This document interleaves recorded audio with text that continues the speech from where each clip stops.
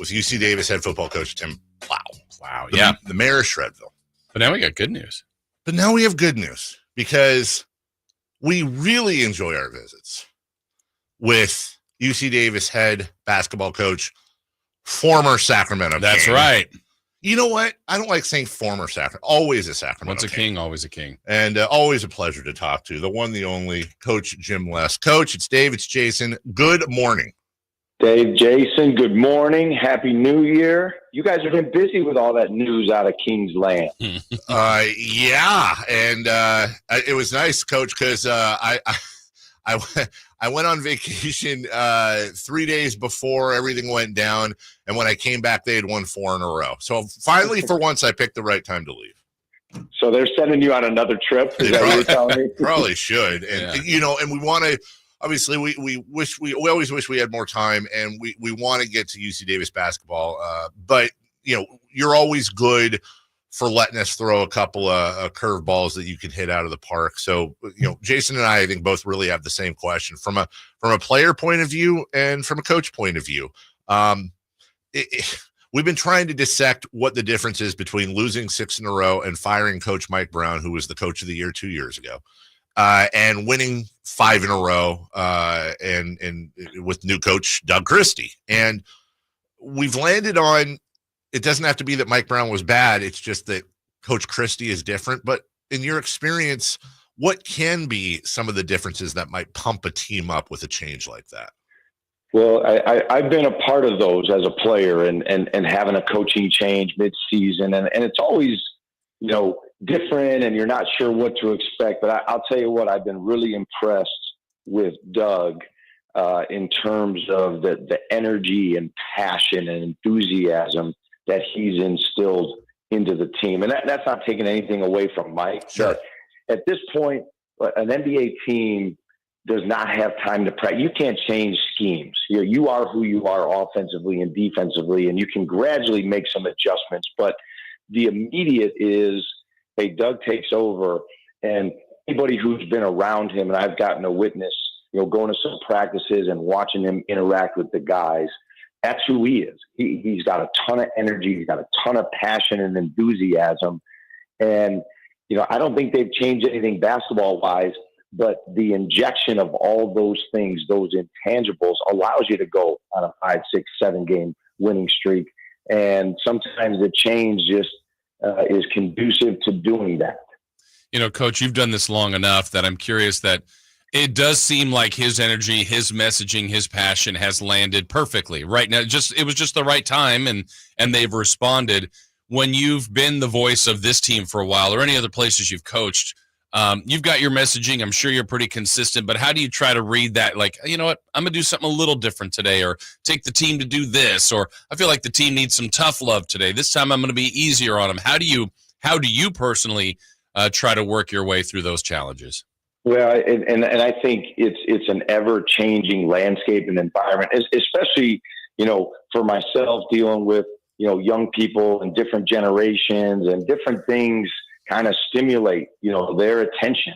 And I think you've got to be always cutting edge. And I think we talked about this last year, but, you know, we're 6 and 7 in the non-conference last year, end up winning 20 games and getting to the championship. But one of the things we did when we were really struggling, and I think the guys were coming into practice thinking, hey, this is going to be a banger. This is going to be 2 hours and physical and tough and yelling and all that kind of stuff. And we rolled out some wiffle balls and bats. And we had a wiffle ball game. and I can't take credit for that. That was my assistant coaches saying, Coach, we need to change this up.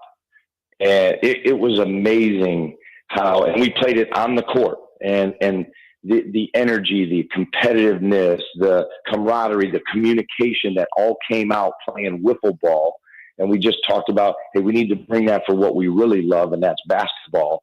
And then we go on this run. So you never know what it is that's going to stoke the fire, but you've got to be willing as a leader to try all kinds of different things to engage.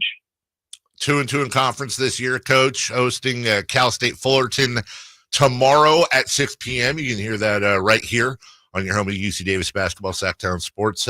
Just give us your 50,000-foot assessment of the team and the road you guys have taken so far this season?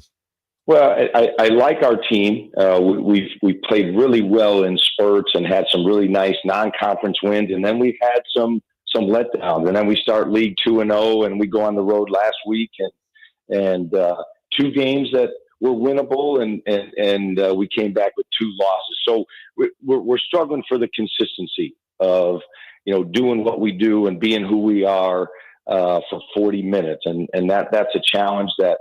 If we can get to that, we got a chance to be a really good basketball team. But that'll be the difference. And so this is a fun group to watch play. They play really hard.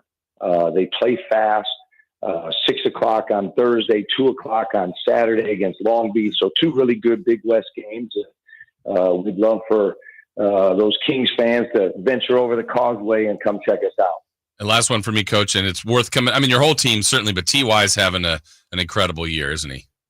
He is. He's just, we've been blessed over the years of having some really good guards. And a coach, my college coach once told me when I got into coaching, never be guard poor, because otherwise it's really hard to win at any level. And we feel like we're guard rich, and it starts with him. He's one of the, top 25 scorers in the country. But he's not one-dimensional. He's one of the top 10 in the country in steals. So he brings it and brings a competitive fire and a leadership component to our team that allows us to compete on a nightly basis. Always looking forward to Coach Jim Lass, who is never should have to buy a beer in this community or soda or whatever, ice water, whatever he may want. Definitely one of our favorite Kings of all time. Also, stayed home to be the head coach over at UC Davis. It'll be a fun ride with you this year, talking both UC Davis hoops and hoops in general. And we always appreciate you coming on with us each and every week, Coach. Thanks, guys, for having me. Appreciate it. All right, Thank you. Take care. Coach Jim Less. We'll take a break. When we come back at 7:43, we will talk about the Niners firing people and where the hell they go from here. But we'll give the Raiders a little bit of love coming up next. Antonio Pierce has been fired. We'll give you the layout kind of as we did earlier on what remains, what they say they're going to do, and just really the outlook and what we hope they do for the sake of Raider fans and for the sake of winning some ball games. We'll get to that next.